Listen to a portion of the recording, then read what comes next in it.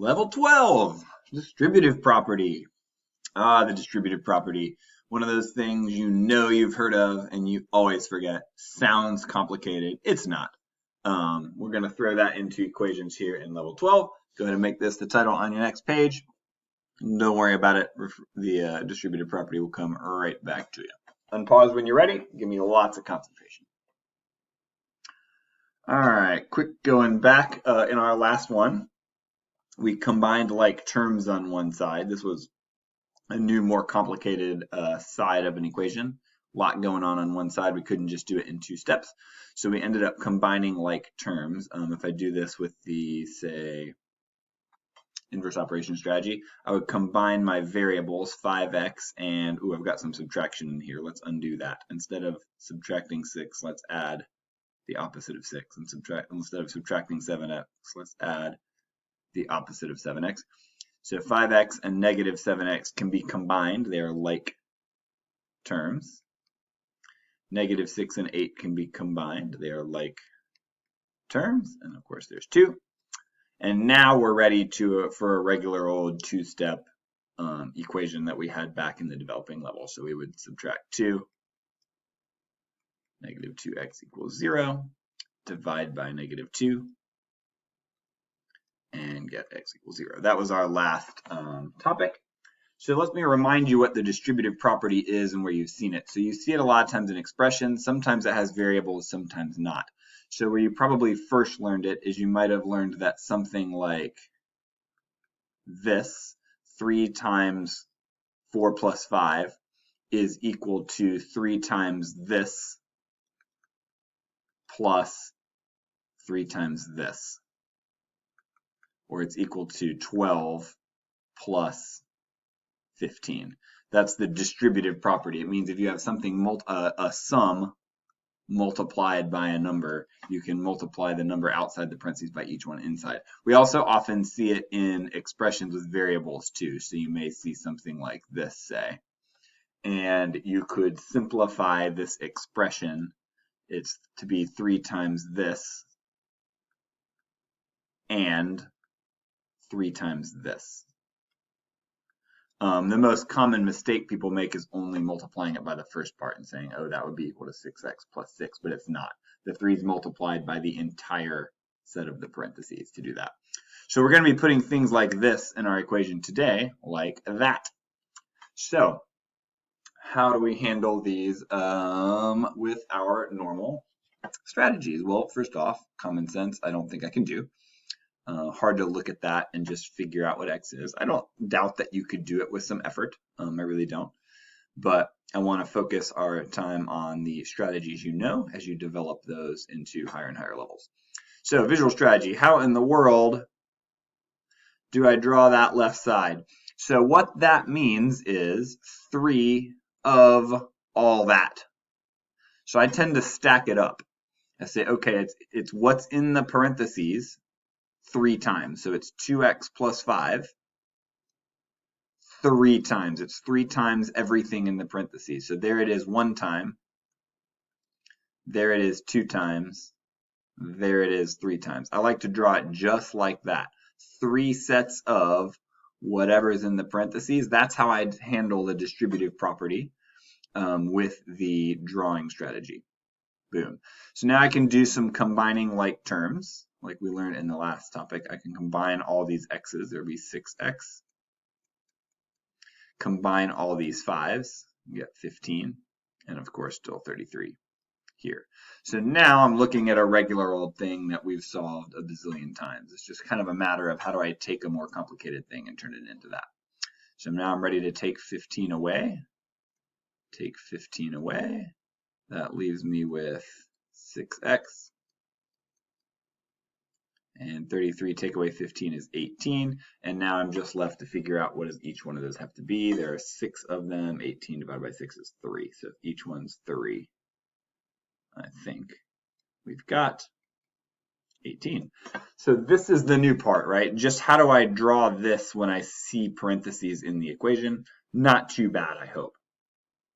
Inverse operation strategy, I actually think is a little worse Lately it's been kind of better to us, but I think it's a little worse with the distributive property just because the parentheses tend to scare people into making mistakes and thinking it's more complicated than it is. So if you use the inverse operation strategy, you've got to know how to apply the distributive property. You've got to be able to look at that and say, I know that that means 3 times this plus 3 times this. The drawing strategy, you don't have to know that. You just have to know how to draw it. It does end up there, right? You see 3 times 2x is 6x. There it is. And then 3 times 5 is 15. There it is. 3 times 5 is 15. But if you don't know your distributive property well, that makes the inverse operation strategy a lot harder. So this is where I've applied the distributive property, or the dist prop, right here. 3 times 2x is 6x. 3 times 5 is 15. So that's the new step. Now you'll recognize this as a good old plain old two-step solve. We're going to subtract the 15 from both sides.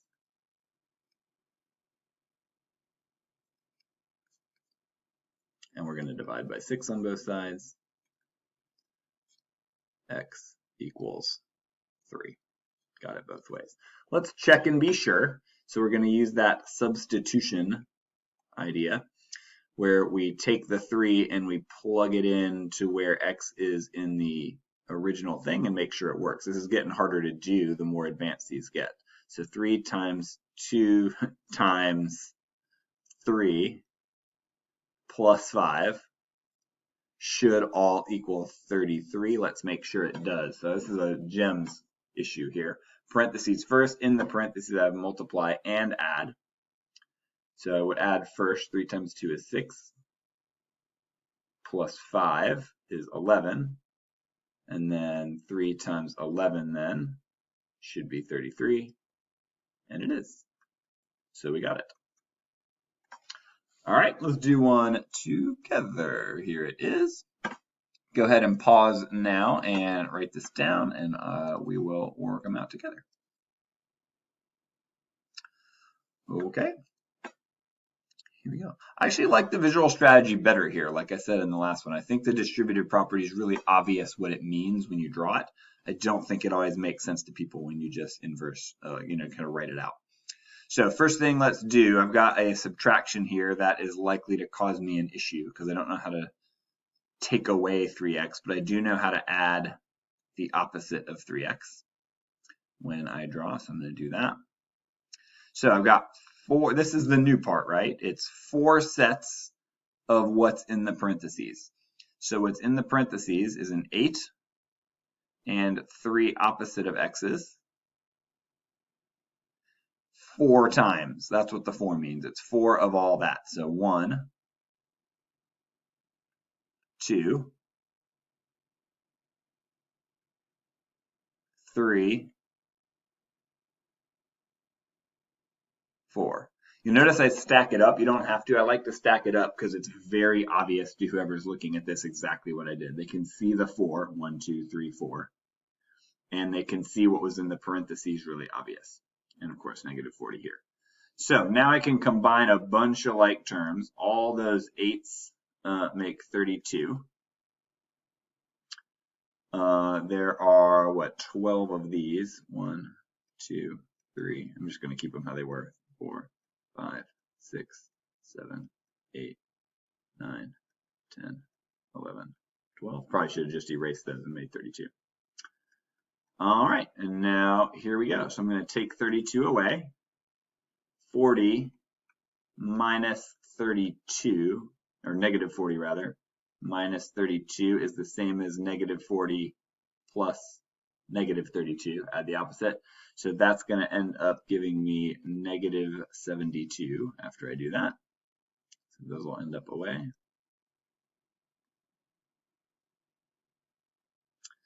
And let's see, I've got, 12 of these to make 72. Does that go in equally? I think it does.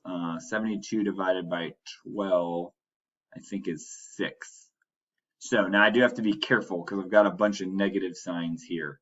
I've got to make sure I get all my signs right here as I sort this out. So I know they're going to be something to do with 6, right? So each of these, each opposite of x is what I'm finding here if you haven't dealt with an opposite of x in a while. So forget the sign, we treat the opposite of x like its own kind of variable. So each of those would have to be a negative 6 to make negative 72.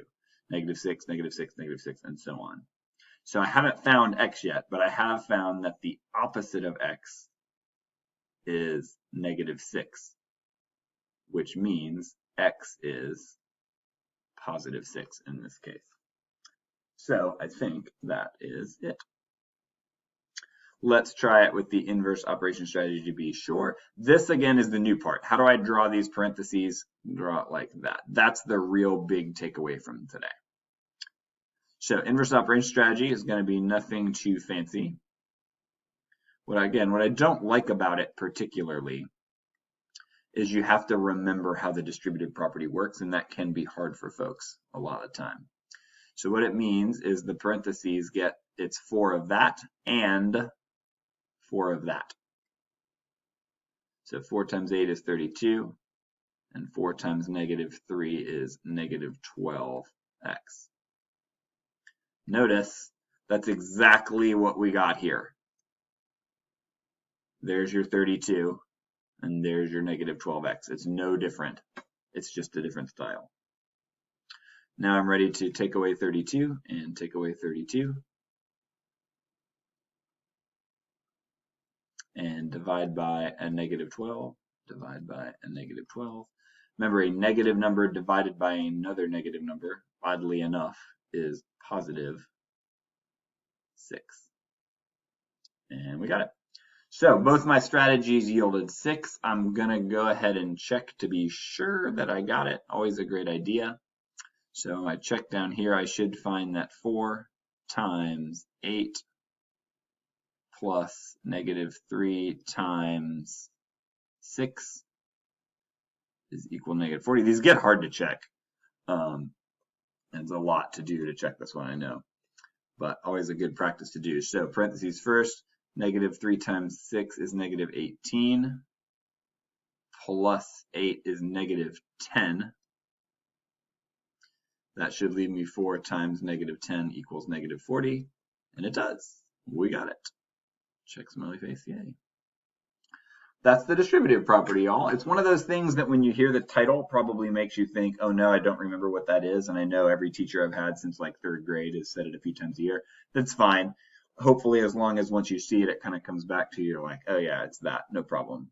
You're in good shape.